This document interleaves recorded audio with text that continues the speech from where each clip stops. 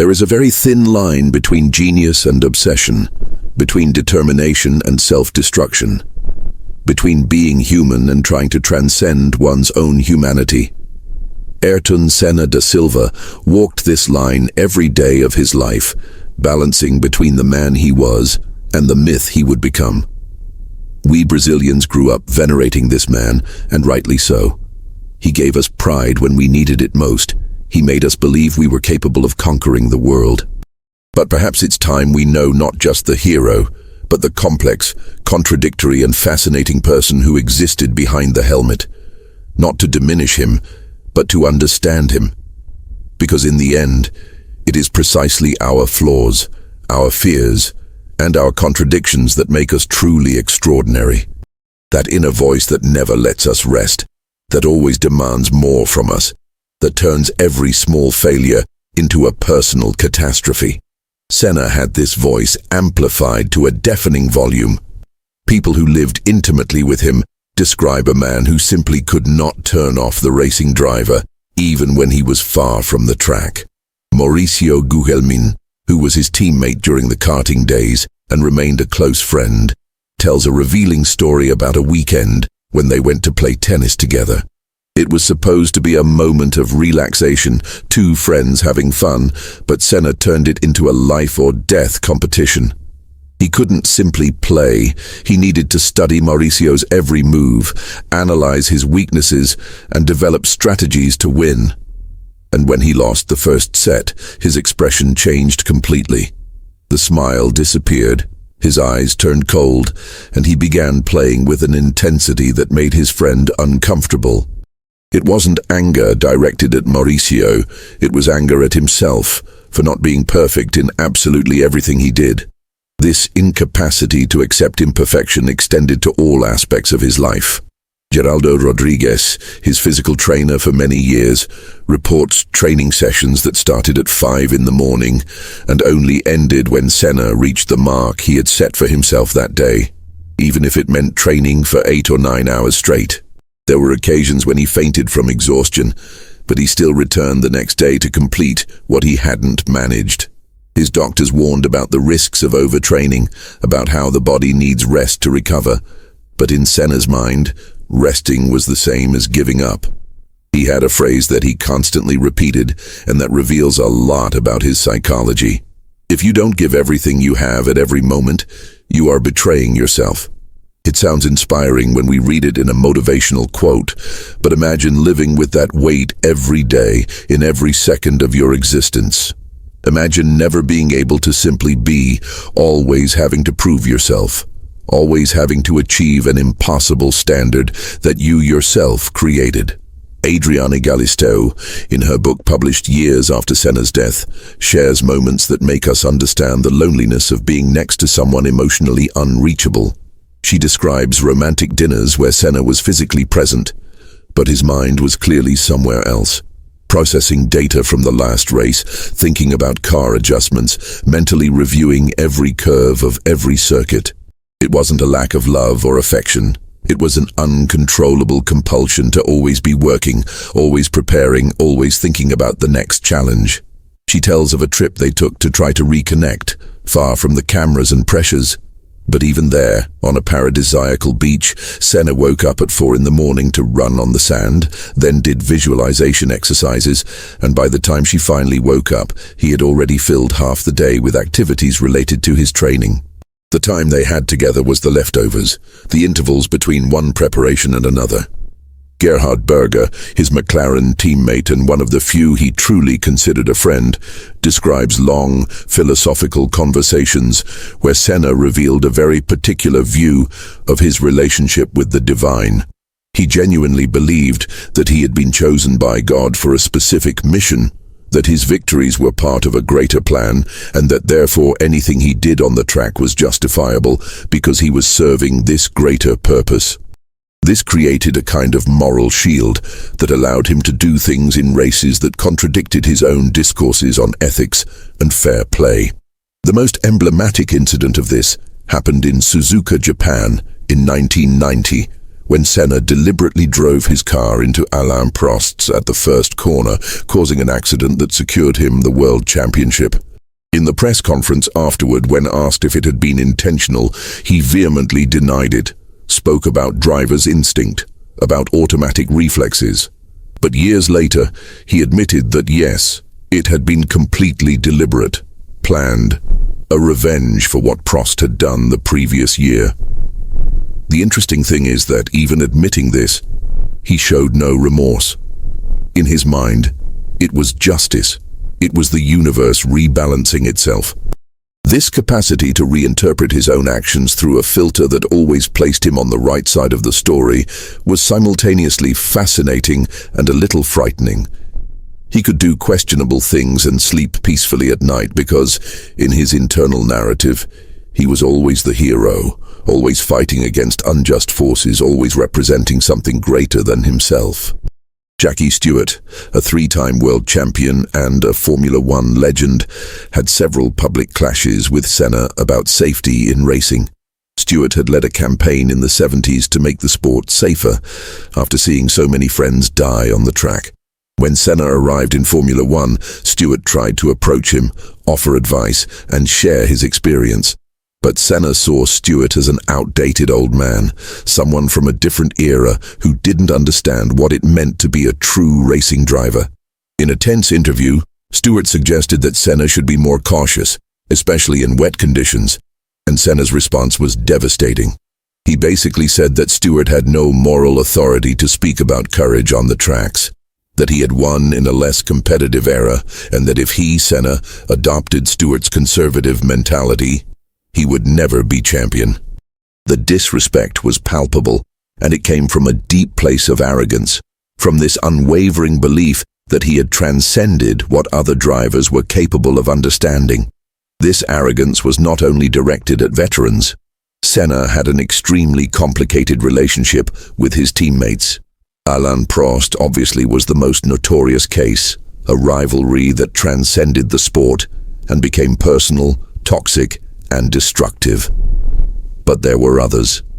Satoru Nakajima, when he was his teammate at Lotus, was treated almost like a second-class mechanic.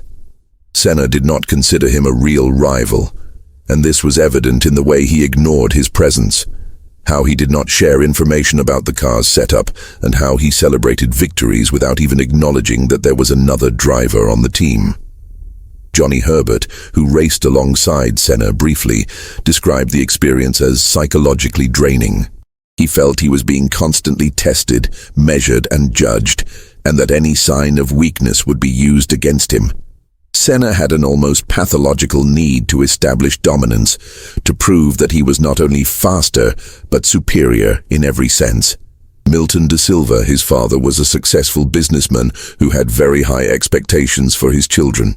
Ayrton was the oldest, the one who carried the family name, and from a very young age, he felt the weight of these expectations.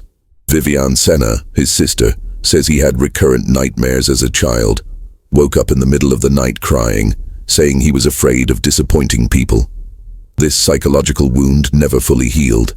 Even after becoming a three-time world champion, even being recognized as the best driver of his generation, Senna still carried this deep fear of not being enough, of being discovered as a fraud, of losing everything he had conquered. Psychologists call this the imposter syndrome, and it is common in high-performance individuals, but in Senna, it was amplified to an extreme level. This fundamental insecurity manifested itself in curious ways. He was obsessed with contracts, with written guarantees, with having everything documented and defined in the smallest details. He did not trust verbal agreements, did not believe in promises, and needed everything formalized because he had a visceral fear of being betrayed, abandoned, and left vulnerable. Ron Dennis, the McLaren boss during Senna's most victorious years, described contract negotiations that lasted months, where Senna demanded clause after clause, guarantee after guarantee, always looking for loopholes, always suspecting hidden intentions. It wasn't greed for money, it was a need for control, to be absolutely sure that nothing could go wrong, that he would be protected against all possible betrayals. He never forgave what he considered betrayal, and his definition of betrayal was broad and sometimes irrational. When Honda decided to supply engines to other teams besides McLaren, Senna felt this as a personal betrayal, even knowing it was a perfectly logical business decision. He had developed an almost spiritual relationship with the Japanese engineers, viewing it as a sacred partnership, and when that exclusivity was broken, something broke inside him. There was a period when he seriously considered retiring, not because he no longer loved racing, but because he felt too betrayed to continue.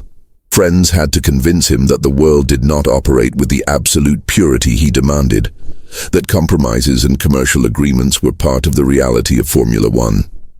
Another behavior that revealed complex layers of his personality was the way Senna dealt with fame and the status of national idol in Brazil.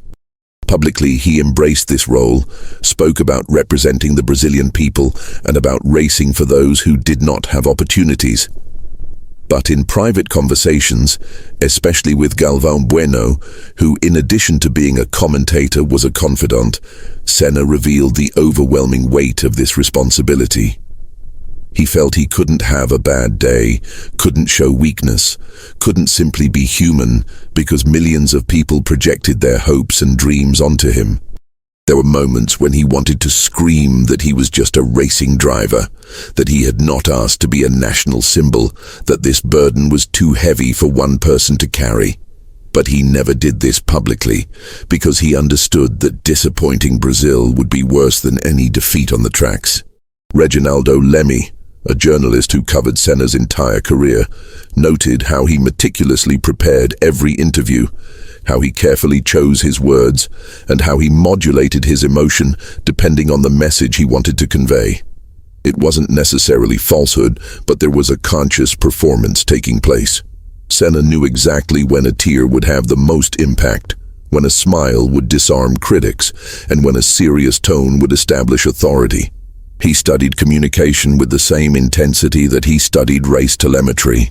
This created a public persona that was genuine in its emotions, but carefully edited in its presentation, and few people had access to the Ayrton that existed when the cameras turned off. The Ayrton, when the cameras were off, was surprisingly different.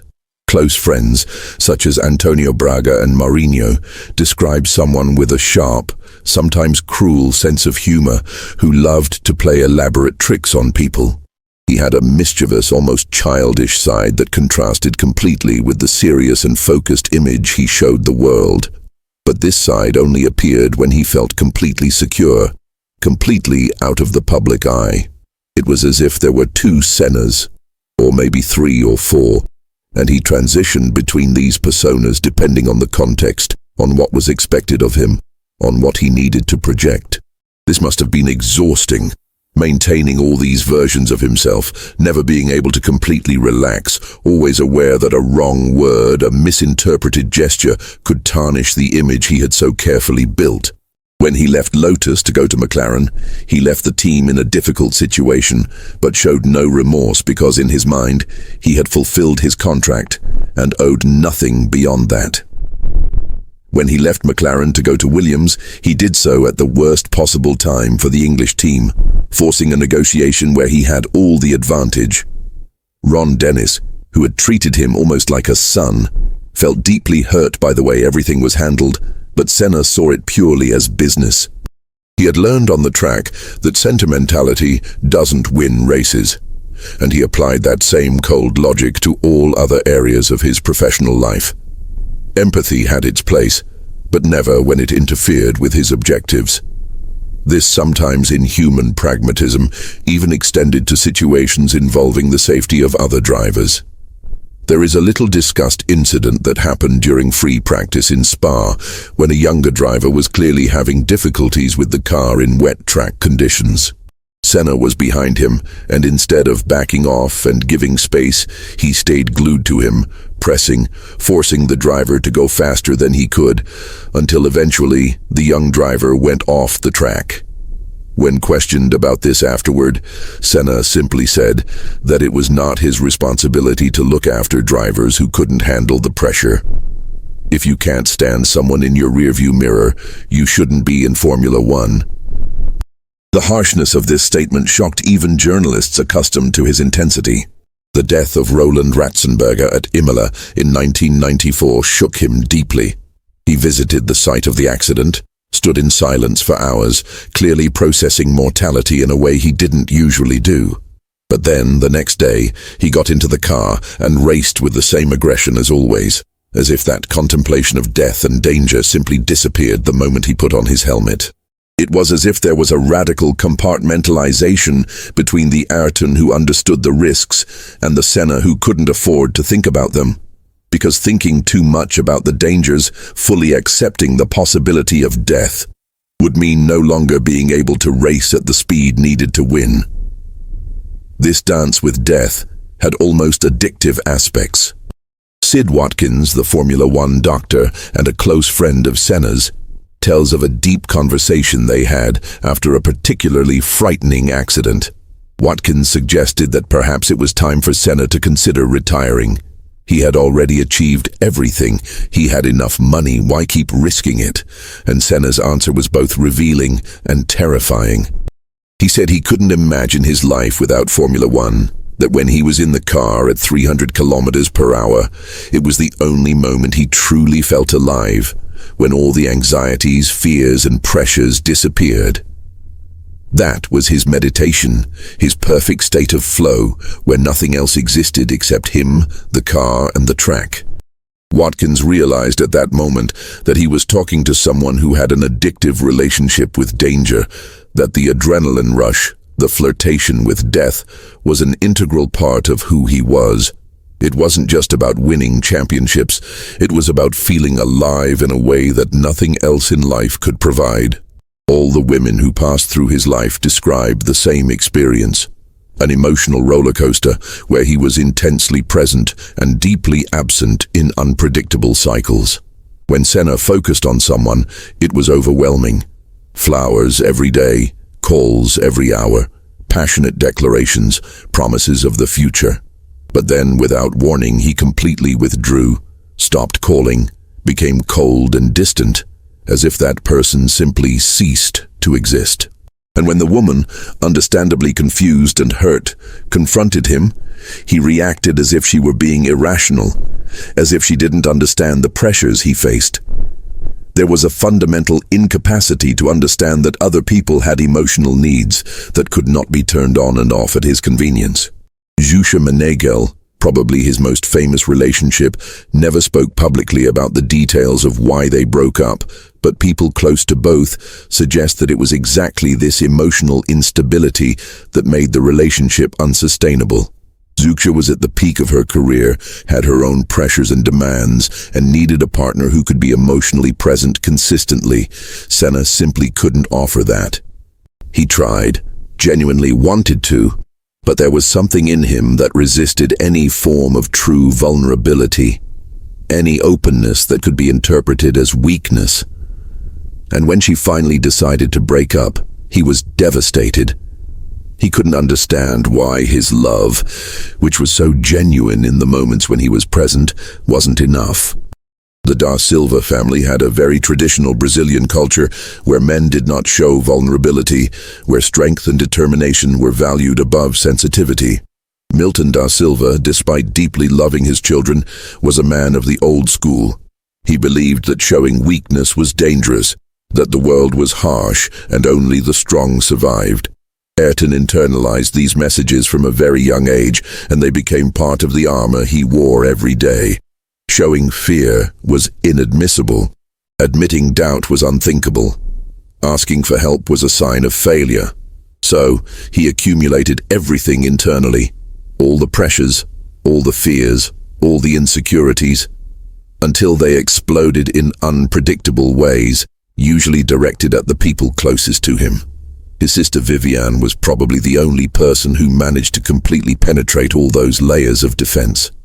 She tells of nights when he called late, clearly in emotional crisis, and talked for hours about his fears, about how tired he was of always having to be strong, about how sometimes he just wanted to be normal, to have a normal life, normal relationships. But when the day dawned, when he had to go back to being Ayrton Senna, all those vulnerabilities were locked away again. The armor was put back on, and he returned to being the unwavering warrior. Viviane realized that her brother was trapped in a prison he himself had built, but she didn't know how to help him get out because Ayrton didn't believe there was a possible way out. In his mind, he had chosen a path, and that path demanded sacrifices, and complaining about those sacrifices would be weakness. He seemed more contemplative, more questioning, as if he was finally starting to reevaluate the cost of everything he had achieved. Galvão Bueno mentions a conversation where Senna spoke about perhaps retiring in the coming years, about wanting to start a family, about thinking about life beyond racing. Adriane Galisteu felt that he was more emotionally present, more willing to open up, less obsessed with every detail of the races. There were signs that perhaps, finally, Senna was starting to find a balance, to integrate the different parts of himself, to accept that being human was not weakness. But fate had other plans. The tragedy of Imola was not just the loss of a great driver, it was the interruption of a transformation that was beginning to happen. We will never know who Ayrton Senna would have become if he had had the chance to grow old, to retire, to finally rest from the constant battle against himself. Maybe he would have found peace. Maybe he would have discovered that he didn't need to be perfect to be loved. Maybe he would have learned that vulnerability is not weakness, it is humanity. Or perhaps, as many believe, he would never truly be able to stop. Never be able to turn off that part of him that needed to compete, win, and constantly prove his worth. What makes him eternal is precisely his complex humanity, his contradictions, his internal struggles, his fears, and his failures. He was not a god on the track. He was an extraordinary man who paid an extraordinary price for his greatness. And perhaps this is what we need to understand and honor. Not the untouchable myth, but the imperfect human being who, despite all his internal battles, all his contradictions, managed to touch the hearts of millions and leave a legacy that transcends the sport. Senna taught us that the pursuit of perfection is noble, but also that being human, with all our flaws and wounds, is what truly makes us worthy of being remembered. He carried the weight of being our hero, and we perhaps never fully understood how much that weighed on his shoulders.